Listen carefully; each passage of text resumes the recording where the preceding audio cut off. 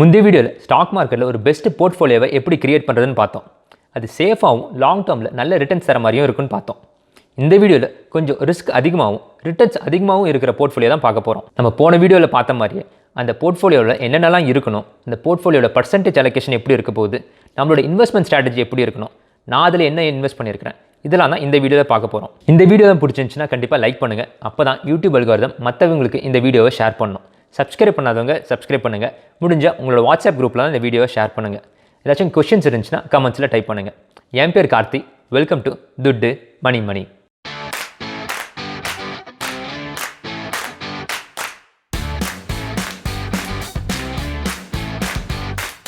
நான் இந்த best portfolio வீடியோஸை 3ஆக பிரிச்சிருக்கிறேன்.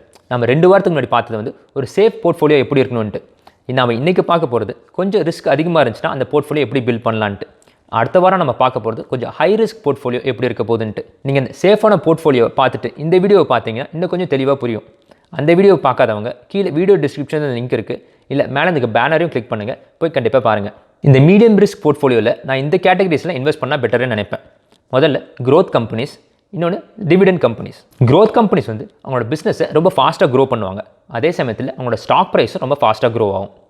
டிவிடெண்ட் கம்பெனிஸ் அவங்க பிஸ்னஸ் என்ன தான் ஃபாஸ்ட்டாக க்ரோ ஆனாலும் அவங்களோட ஸ்டாக் ப்ரைஸ் வந்து க்ரோத் கம்பெனிஸ் மாதிரி இன்க்ரீஸ் ஆகாது. ஆனால் டிவிடெண்ட் கம்பெனிஸ் எவ்ரி 3 monthsக்கு டிவிடெண்ட்ஸ் தருவாங்க. அதாவது அந்த கம்பெனியோட ப்ராஃபிட்லேருந்து கொஞ்சம் ஷேரை வந்து நம்மளுக்கு திருப்பி தருவாங்க. அது 1, 2, 3% இருக்கும். இப்போது இந்த கேட்டகரியில் இருக்கிற கம்பெனிஸை நம்ம சூஸ் பண்ணணும். நான் முந்தைய வீடியோவில் சொன்னது தான், கரெக்டான கம்பெனியை சூஸ் பண்ணுறது கஷ்டம், அதே சமயத்தில் ரிஸ்க்கும் கூட. இப்போ ஏப்ரல் மாதம்லாம் ஸ்டாக் மார்க்கெட் ரொம்பவே சூப்பராக இருந்துச்சு. ஆனால் மே மாதம் அப்படியே ஆப்போசிட். அந்த ஸ்ட்ரெஸ்ஸை ஹேண்டில் பண்ணுறது கொஞ்சம் கஷ்டம். அதனால தான் நான் வந்து ETFல இன்வெஸ்ட் பண்ண சொல்லுவேன். நான் ETF பற்றி நிறைய தடவை பேசியிருக்கிறேன். அந்த வீடியோலாம் பார்க்கணும், மேலே இருக்க பேனர் கிளிக் பண்ணுங்கள், கீழே வீடியோ டிஸ்கிரிப்ஷனில் அந்த லிங்க் இருக்குது, போய் கண்டிப்பாக பாருங்கள். ஷார்ட்டாக சொல்லணும்னா ஒரு ETFல வந்து நிறைய கம்பெனிஸ் பஞ்சாக கம்பைன் பண்ணி இருப்பாங்க. ஒரு ETFல கிட்டத்தட்ட 50, 100, 500 ஸ்டாக்ஸ்லாம் கூட இருப்பாங்க. ஸோ நம்ம ஒரு ETFல இன்வெஸ்ட் பண்ணும்போது ஒரு ஹண்ட்ரட்ஸ் ஆஃப் ஸ்டாக்ஸில் இன்வெஸ்ட் பண்ணுற மாதிரி. சில பேருக்கு அவங்களோட போர்ட்ஃபோலியோவில் ஸ்டாக்ஸும் ETFும் எவ்வளவு பேலன்ஸ் பண்ணி இன்வெஸ்ட் பண்ணணுன்ட்டு ஒரு கேள்வி இருக்கும். நான் அதையும் இந்த வீடியோவில் டிஸ்கஸ் பண்ணியிருக்கிறேன். வீடியோவை ஃபுல்லாக பாருங்கள். இந்த போர்ட்ஃபோலியோ பார்க்கறதுக்கு முன்னாடி இது சூஸ் பண்ணுறதுக்கு நான் என்னென்ன க்ரைட்டீரியாலாம் பார்த்துட்டு குயிக்காக பார்த்துடலாம். இது எல்லாமே என்னோட ஒப்பீனியன் தான். ஹோப்ஃபுல்லி உங்களுக்கு யூஸ்ஃபுல்லாக இருக்கும்னு நினைக்கிறேன். ஃபஸ்ட்டு க்ரைட்டீரியா வந்து அவங்களோட காஸ்ட். இந்த ETFs எல்லாமே வந்து லோ காஸ்ட் ETFாக இருக்கணும்ன்ட்டு பார்த்தேன். அதாவது இந்த ETFை மேனேஜ் பண்ணுறதுக்கு நம்ம கம்மியான ஃபீஸ் கட்டுற மாதிரி இருக்கணும். இதை வந்து எக்ஸ்பென்ஸ் ரேஷியோன்னு சொல்லுவாங்க. 2வது ஃபேக்டர் வந்து லிக்விடிட்டி. அதாவது அந்த ETFை நம்ம எப்போ வேணால் வாங்கவும் முடியணும், எப்போ வேணால் விற்கவும் முடியணும். ஒரு லாக்இன் பீரியட் மாதிரி மாட்டிக்கூடாது. 3வது ஹையர் ரிட்டர்ன்ஸ். இந்த ETFஸ்லாம் ஒரு லாஸ்ட் 5 to 10 years எப்படி பர்ஃபார்ம் பண்ணியிருக்காங்கன்றது கம்பேர் பண்ணேன். லாஸ்ட் 5 to 10 years பர்ஃபார்ம் பண்ண மாதிரி அடுத்த 5, 10 years பர்ஃபார்ம் பண்ணவங்கன்னு சொல்ல முடியாது. அப்படி பண்ணாங்கன்னா நல்லா தான் இருக்கும். இந்த ETFs எல்லாமே வந்து நீங்கள் எந்த ப்ரோக்கரேஜ் அக்கௌண்ட்டில் கூட வாங்கலாம். ஆனால் கமிஷன்ஸ் இல்லாத மாதிரி பார்த்துக்கோங்க. நீங்கள் இப்போ தான் புதுசாக அக்கௌண்ட் ஓப்பன் பண்ணணும்னா நான் ராபின்ஹுட் அக்கௌண்ட்டை எப்படி ஓப்பன் பண்ணுறதுன்னு ஒரு வீடியோ போட்டிருந்தேன். அந்த வீடியோவை பார்க்கணுன்னா மேலே இருக்க பேனரை கிளிக் பண்ணுங்கள், டிஸ்கிரிப்ஷன்லேயும் அந்த வீடியோ லிங்க் இருக்குது. என்னோட ரெஃபரல் லிங்க்கையும் நான் வீடியோ டிஸ்கிரிப்ஷனில் கொடுத்துருக்கேன், வேணா அதையும் யூஸ் பண்ணிக்கோங்க. வீபுல்லுன்ட்டு இன்னொரு இன்வெஸ்டிங் ஆப்பும் இருக்குது. அதில் அக்கௌண்ட் ஓப்பன் பண்ணி நீங்கள் $100 டெபாசிட் பண்ணினா உங்களுக்கு 2 ஃப்ரீ ஸ்டாக் கொடுப்பாங்க. அதோட ரெஃபரல் லிங்க்கும் கீழே கொடுத்துருக்கேன், வேணும்னா யூஸ் பண்ணிக்கோங்க. சரி, இந்த போர்ட்ஃபோலியோவில் என்ன ETFலாம் இருக்க போகுதுன்னு பார்க்கலாம். ஃபஸ்ட்டு கேட்டகரி வந்து க்ரோத் ETF. இந்த கேட்டகரியில் பெஸ்ட்டான ETFன்னு நான் கன்சிடர் பண்ணுறது வந்து VUG. இதை மேனேஜ் பண்ணுறவங்க வந்து வேன்கார்ட். இந்த ETF வந்து லார்ஜ் கேப் க்ரோத் இண்டெக்ஸை ட்ராக் பண்ணுற ETF. இந்த ETFல டோட்டலாக 278 கம்பெனிஸ் இருக்காங்க. இந்த ஒரு ETFல நீங்கள் இன்வெஸ்ட் பண்ணிங்கன்னா ஆப்பிள், அமேசான், மைக்ரோசாஃப்ட், ஃபேஸ்புக், டெஸ்லாலாம் ஒரேடியாக இன்வெஸ்ட் பண்ணுற மாதிரி இருக்கும். நீங்கள் இப்போ $100 இன்வெஸ்ட் பண்ணுறீங்கன்னா இப்போ இந்த ரைட்டில் இருக்கிற பர்சன்டேஜ் படி வேன்கார்ட் கம்பெனி வந்து நம்மளோட $100 வந்து பிரித்து இன்வெஸ்ட் பண்ணிடுவாங்க. இப்போ எக்ஸாம்பிளுக்கு ஆப்பிளில் 9.8% ஆகும், மைக்ரோசாஃப்ட்டில் 9.4% ஆகும். அந்த மாதிரி நம்மளோட $100 வந்து பிரித்து இன்வெஸ்ட் பண்ணிடுவாங்க. அந்த மாதிரி வேன்கார்ட் இன்வெஸ்ட் பண்ணுறதுக்கு அவங்க ஒரு ஃபீ கலெக்ட் பண்ணுவாங்க. அந்த ஃபீ தான் எக்ஸ்பென்ஸ் ரேஷியோ. இந்த ETFோட எக்ஸ்பென்ஸ் ரேஷியோ வந்து 0.04%. அதாவது இயர்லி நம்ம $10,000 இன்வெஸ்ட் பண்ணியிருந்தோம்னா அவங்க $4 ஃபீஸாக கலெக்ட் பண்ணுவாங்க. அடுத்து இந்த ETFோட ஆவரேஜ் ஸ்ப்ரெட், அதாவது அந்த பிட்டுக்கும் ஆஸ்க்குக்கும் இருக்கிற கேப் வந்து 0.02%. பிட்டுன்றது நம்ம விற்கிற ரேட்டு, ஆஸ்க்குன்றது நம்ம வாங்குகிற ரேட்டு. ஸோ இது ஏன் முக்கியம்னா நம்ம இந்த ETFை இந்த பிட்டும் ஆஸ்க்கும் கேப் கம்மியாக இருந்துச்சுன்னா ரொம்ப ஈஸியாகவும் வாங்கவும் முடியும், ஈஸியாக விற்கவும் முடியும். இதுதான் லிக்விடிட்டின்னு சொல்லுவாங்க. அந்த லிக்விடிட்டி நம்பர் வந்து இந்த ETF நல்லாவே இருக்குது. போன வீடியோ கமெண்ட்ஸில் VSன்றவர் இந்த கேள்வி கேட்டிருந்தாரு. அதனால் இந்த வீடியோவில் இந்த ETFக்கும் சேர்த்து சொல்லலான்ட்டு நினச்சேன்.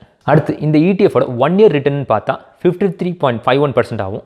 5 year ஆவரேஜ் ரிட்டர்ன் பார்த்தா 22.44% ஆகும். 10 year ஆனுவல் ஆவரேஜ் ரிட்டர்ன் பார்த்தா 16.71% ஆகும் இருக்குது. இந்த ETF 2004 தான் ஆரம்பித்தாங்க. ஆரம்பித்ததுலேருந்து இந்த ரிட்டர்ன்ஸை பார்த்தா 11.60% ஆனுவல் ஆவரேஜ் ரிட்டர்னை மெயின்டைன் பண்ணிட்டு இருக்காங்க. என்னதான் இது ஒரு growth ETF இருந்தாலும் இவங்க 0.61% வந்து டிவிடெண்டாக எல்லாருக்கும் தராங்க. நான் ஒரு சின்ன கால்குலேஷன் போட்டேன். ஒரு $10,000 ஒரு 10 yearsக்கு முன்னாடி இந்த ETFல இன்வெஸ்ட் பண்ணியிருந்தா இப்போ என்ன இருக்குன்ட்டு. மே 2011 இந்த ETFல நம்ம ஒரு $10,000 இன்வெஸ்ட் பண்ணியிருந்தோம்னா வந்த டிவிடெண்ட்ஸையும் திரும்பி ரீஇன்வெஸ்ட் பண்ணியிருந்தோம்னா இப்போது மே 2021 கிட்டத்தட்ட அது 46,000 மேலே இன்க்ரீஸ் ஆகிருக்கும். இந்த லாஸ்ட் 10 yearsல நம்மளோட இன்வெஸ்ட் பண்ணது 4 times இன்க்ரீஸ் ஆகிருக்கும். இது என்ன பொறுத்தவரைக்கும் நல்ல ரிட்டர்ன் தான். இந்த ரிட்டர்ன்ஸ் வரத்துக்கு நம்ம அவ்வளோவா எந்த எஃபர்ட்டும் போட தேவையில்லை. டெய்லி மார்க்கெட் வாட்ச் பண்ணிட்டு இருக்க தேவையில்லை. அதிகமாக ஸ்ட்ரெஸ் ஆகிருக்கும் தேவையில்லை. ஆனால் இது ஒரு growth ETF இருக்குன்றனால மார்க்கெட் கிராஷ்லாம் ஆகும்போது நம்மளோட இன்வெஸ்ட்மெண்ட் வந்து இன்னும் கொஞ்சம் அதிகமாக லாஸ் ஆகும். இந்த எக்ஸாம்பிள்லேயே நம்ம $10,000 இன்வெஸ்ட் பண்ணது வந்து February 2020 வந்து அது கிட்டத்தட்ட 35,000 போயிருந்துச்சு. ஆனால் அடுத்த 3 வாரத்தில் அது 24,000 வந்துருச்சு. ஸோ அந்த டைம்லலாம் இந்த போர்ட்ஃபோலியோ விற்காமல் முடிஞ்சால் இன்னும் கொஞ்சம் அதிகமாக ஆட் பண்ணுற மாதிரி பார்த்துக்கிட்டோம்னா நம்மளோட போர்ட்ஃபோலியோ இன்னும் கொஞ்சம் அதிகமாக இன்க்ரீஸ் ஆகும். நான் ஏன் கான்ஃபிடென்ட்டாக சொல்கிறேன்னா நான் பர்சனலாகவே 2016, 2018, 2020 மார்க்கெட் கிராஷ்லாம் ஹேண்டில் பண்ணேன். அப்போ நான் நிறைய விஷயம் கற்றுக்கிட்டேன். ஹிஸ்ட்ரியிலையுமே வந்து US கம்பெனிஸ் நிறைய மார்க்கெட் கிராஷையும் ரெசெஷனையும் ஹேண்டில் பண்ணி பீட் பண்ணி வந்திருக்காங்க. வேர்ல்டு வாரை ஃபேஸ் பண்ணியிருக்காங்க. 2008 மார்க்கெட் கிராஷை ஃபேஸ் பண்ணியிருக்காங்க. September 11 அட்டாக்கை ஃபேஸ் பண்ணியிருக்காங்க. இப்போது ரீசெண்டாக பேண்டமிக் வரைக்கும் எல்லாமே ஸ்டாக் மார்க்கெட் ஃபேஸ் பண்ணியிருக்கு. அதெல்லாம் ஃபேஸ் பண்ணி பீட் பண்ணி பாசிட்டிவில் தான் போயிட்டுருக்காங்க. ஸோ லாங் டேர்மில் நம்ம இன்வெஸ்ட் பண்ணுவது கண்டிப்பாக நல்ல ரிட்டர்ன்ஸில் தான் இருப்போம். அடுத்த கேட்டகரி வந்து டிவிடெண்ட் ETF. இந்த கேட்டகரியில் பெஸ்ட்டாக இருக்கிற ETFன்னு நான் நினைக்கிறது வந்து SCHD. இந்த ETF வந்து சார்ல்ஸ் ஷாப்ன்றவங்க மேனேஜ் பண்ணுறாங்க. இந்த ETF வந்து டவ் ஜோன்ஸ் US டிவிடெண்ட் 100 இண்டெக்ஸை ட்ராக் பண்ணும். அதாவது யூஎஸில் இருக்கிற டாப் 100 கம்பெனிஸ் லாஸ்ட் 10 இயர்ஸாக எவ்ரி இயர் டிவிடெண்ட் கொடுத்துட்டு இருப்பாங்க. அதே சமயத்தில் நல்ல ஃபைனான்ஷியல்ஸ் இருக்கிற கம்பெனிஸ்லாம் இந்த இண்டெக்ஸில் இருப்பாங்க. அந்த இண்டெக்ஸை வந்து இந்த ETF ட்ராக் பண்ணணும். ஸோ அந்த இண்டெக்ஸ் எப்படிலாம் பர்ஃபார்ம் பண்ணுதோ இந்த ETFும் பர்ஃபார்ம் பண்ணணும். இந்த ETFல டோட்டலாக 103 கம்பெனிஸ் இருக்காங்க. இதெல்லாம் தான் இந்த ETFல இருக்கிற top companies. Home Depot, IBM, Pfizer, பெப்சிகோலாம் டாப் கம்பெனிஸாக இந்த ETFல இருக்காங்க. அகைன் நம்ம இன்வெஸ்ட்மெண்ட்டை அந்த ரைட்டில் இருக்க பர்சன்டேஜை பேஸ் பண்ணி சார்ல்ஸ் ஷாப் வந்து பிரித்து இன்வெஸ்ட் பண்ணிடுவாங்க. இந்த மாதிரி அந்த வேலை அவங்க செய்கிறதுக்காக ஒரு மேனேஜ்மெண்ட் ஃபீயை வந்து எக்ஸ்பென்ஸ் ரேஷியோ 0.06% கலெக்ட் பண்ணுறாங்க. அதாவது எவ்ரி $10,000 எவ்ரி இயர் வந்து நம்ம $6 ஃபீஸாக கட்டணும். இது ஒரு டிவிடெண்ட் ETF இருக்குன்றனால இவங்களோட டிவிடெண்ட் ஈல்டை இப்போதைக்கு 2.81% தராங்க. இவங்களோட ஆவரேஜ் ஸ்ப்ரெட்னு பார்த்தாலுமே வந்து 0.01% தான். இந்த ETFோட லாஸ்ட் 1 year ரிட்டர்ன் பார்த்தா 51.42% ஆகும். Last 5 year average annual return பார்த்தா 16.85% ஆகும். இந்த ஃபண்டை வந்து October 2011 தான் ஆரம்பிச்சனால இன்னும் எக்ஸாக்டாக 10 years முடியல. ஸோ அப்போ இருந்து இன்றைக்கு வரைக்கும் ரிட்டர்ன்ஸ் என்னென்னு பார்த்தா ஆவரேஜாக 15.56% கொடுத்துருக்காங்க. நம்ம முன்னாடி பார்த்த எக்ஸாம்பிள் படி இந்த ETFக்கு கம்பேர் பண்ணால் நம்ம October 2011 ஒரு $10,000 இன்வெஸ்ட் பண்ணியிருந்தோம்னா வந்த டிவிடெண்ட்ஸையும் திரும்பி ரீஇன்வெஸ்ட் பண்ணியிருந்தோம்னா அது கிட்டத்தட்ட $40,000 மேலே இன்க்ரீஸ் ஆகிருக்கும்.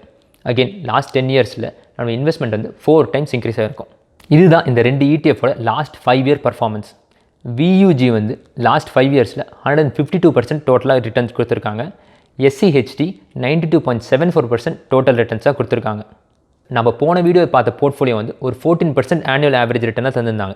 இந்த போர்ட்ஃபோலியோ வந்து ஒரு 15 to 16% தராங்க. என்னை பொறுத்த வரைக்கும் இது நல்ல சூப்பரான ரிட்டர்ன்ஸ் தான். ஸ்டார்டிங்கில் இது கொஞ்சம் கம்மியாக தெரியும். ஆனால் ஒரு 3 to 4 yearsக்கு அப்புறமா நம்மளோட அக்கௌண்ட் பேலன்ஸ் வந்து கண்டிப்பாக ஆட்டோமேட்டிக்காக இன்க்ரீஸ் ஆகும். இந்த போர்ட்ஃபோலியோ மெயின்டைன் பண்ணுறது கொஞ்சம் போர் அடிக்கும் தான். ஸ்டாக் வாங்குற மாதிரி கொஞ்சம் த்ரில்லாலாம் இருக்காது. ஆனால் எண்ட் ஆஃப் த டே நம்மளோட இன்வெஸ்ட்மெண்ட் வந்து கண்டிப்பாக இன்க்ரீஸ் ஆகும். அதே சமயத்தில் ஸ்ட்ரெஸ்ஸும் கம்மியாகும். இந்த 2 ஃபேக்டரும் உங்களுக்கு முக்கியம்னு நினச்சிங்கன்னா இந்த போர்ட்ஃபோலியோலாம் கன்சிடர் பண்ணுங்கள். சரி, இப்போ பார்த்து இந்த growth ETFும் டிவிடெண்ட் ETFும் நம்ம போர்ட்ஃபோலியோ பர்சன்ட் அலோகேஷன் எப்படி இருக்குன்னு பார்த்துடலாம். என்னோட ப்ரிஃபர்ட் அலோகேஷன் இப்படி தான் இருக்கும். VUGக்கு ஒரு 70%, SCHDக்கு ஒரு 25%, ஒரு 5% கேஷாகவும் வச்சுக்க சொல்லுவேன். இது கொஞ்சம் அக்ரெசிவான அலோகேஷன் தான். இப்போ யாராச்சும் 20ஸ்ல இருக்கீங்க இல்லை ஏர்லி 30ஸ்ல இருக்கீங்கன்னா இந்த போர்ட்ஃபோலியோ அலோகேஷன்ஸை கன்சிடர் பண்ணலாம். இதுவே இப்போ நீங்கள் ஒரு லேட் 30ஸ்ல இருக்கீங்க அதுக்கும் மேலே இருந்தீங்கன்னா ஒரு VUGயை ஒரு 50% ஆகும், SCHDயை ஒரு 45% ஆகும், 5% கேஷாகவும் இருக்கிற மாதிரி மெயின்டைன் பண்ணிக்கோங்க. அகெயின் அந்த 5% கேஷ் எதுக்குன்னா எப்பயாச்சும் மார்க்கெட் கிராஷ் ஆகும்போது அப்போ நம்ம இன்வெஸ்ட் பண்ணும்போது கையில் கொஞ்சம் கேஷ் இருந்துச்சுன்னா இன்னும் கொஞ்சம் பெட்டராக இன்வெஸ்ட் பண்ண முடியும். அடுத்து இன்வெஸ்டிங் ஸ்ட்ராட்டஜி எப்படி இருக்குன்னு பார்க்கலாம்.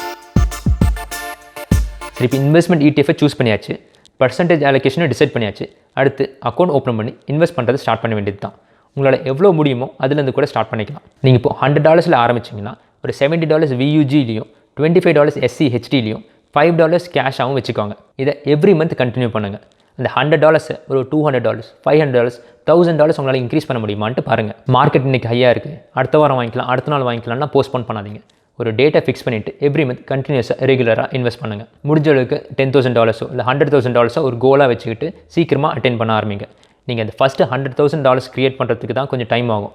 ஆனால் அதுக்கப்புறம் அடுத்த $100,000 ரொம்ப ஃபாஸ்ட்டாகவே க்ரோ ஆயிரும். கடைசியாக இந்த ETF-யும் ஸ்டாக்ஸையும் எப்படி ஒரு போர்ட்ஃபோலியோவில் மேனேஜ் பண்ணுறது? நிறைய பேருக்கு இந்த கேள்வி இருக்கும், ஒரு போர்ட்ஃபோலியோவில் ETF மட்டும் போதுமா, ஸ்டாக்ஸே வாங்க தேவையில்லையான்ட்டு. இதுக்கு பதில் நீங்கள் இப்போ தான் இன்வெஸ்ட் பண்ண ஆரம்பிக்கிறீங்கன்னா ETF மட்டும் கண்டிப்பாக போதும். ஸ்டாக்ஸ் வாங்குறதுக்கு நிறைய ஆப்பர்ச்சுனிட்டி வரும். கண்டிப்பாக ஸ்டாக் ப்ரைஸ் கீழே வரும். அப்போ நீங்கள் தாராளமாக ஸ்டாக்ஸ் வாங்கிக்கலாம். நீங்கள் 1 to 2 years நாம் இப்போ பார்த்த போர்ட்ஃபோலியோ மெயின்டைன் பண்ணிங்கன்னா ஓவரால் ஸ்டாக் மார்க்கெட்டு எப்படி ஃபங்க்ஷன் ஆகுது அப்படி தான் உங்களுக்கு தெளிவாகவே தெரியும். அதுக்கப்புறம் நீங்கள் ஸ்டாக்ஸில் இன்வெஸ்ட் பண்ணிங்கன்னா இன்னும் பெட்டராக ரிட்டர்ன்ஸ் கிடைக்கும். சரி, இப்போ உங்களுக்கு ஸ்டாக் மார்க்கெட்டில் கொஞ்சம் எக்ஸ்பீரியன்ஸ் வந்துருச்சு, மார்க்கெட் வாட்ச் பண்ணுறதுக்கு டைம் இருக்குது, ரிசர்ச் பண்ணுறதுக்கு டைம் இருக்குது, நீங்கள் 20s இருக்கீங்க, early 30s இருக்கீங்கன்னா நீங்கள் உங்கள் போர்ட்ஃபோலியோவில் 40% ETF ஆகும், 50% ஸ்டாக்ஸ் ஆகும், ஒரு 5% கிரிப்டோலையும் 5% கேஷாகவும் மெயின்டைன் பண்ணிக்கலாம். அதுவே எக்ஸ்பீரியன்ஸ் கம்மியாக இருக்குது, ரிசர்ச் பண்ணுறதுக்கும் டைம் இல்லை, லேட் 30s இருக்கீங்கன்னா உங்களோட போர்ட்ஃபோலியோவில் ஒரு 65% ETF ஆகும், 25% ஸ்டாக் ஆகும், 5% கிரிப்டோலையும் 5% கேஷாகவும் வச்சுக்கோங்க. நாம் இன்றைக்கி பார்த்த போர்ட்ஃபோலியோ ரிஸ்க் கொஞ்சம் அதிகமாக இருக்கிற போர்ட்ஃபோலியோ. அடுத்த வாரம் இன்னும் கொஞ்சம் அதிகமாக இருக்கிற ரிஸ்க் போர்ட்ஃபோலியோ பார்க்க போகிறோம். ஹோப்ஃபுல்லி இந்த வீடியோவில் உங்களுக்கு பிடிக்கும்னு நினைக்கிறேன். பிடிச்சிருந்துச்சுன்னா கண்டிப்பாக லைக் பண்ணுங்கள், மற்றவங்களுக்கும் ஷேர் பண்ணுங்கள். கேள்வி ஏதாச்சும் இருந்துச்சுன்னா கமெண்ட்ஸில் டைப் பண்ணுங்கள். Until I see you next time, be safe, keep smiling. Thank you.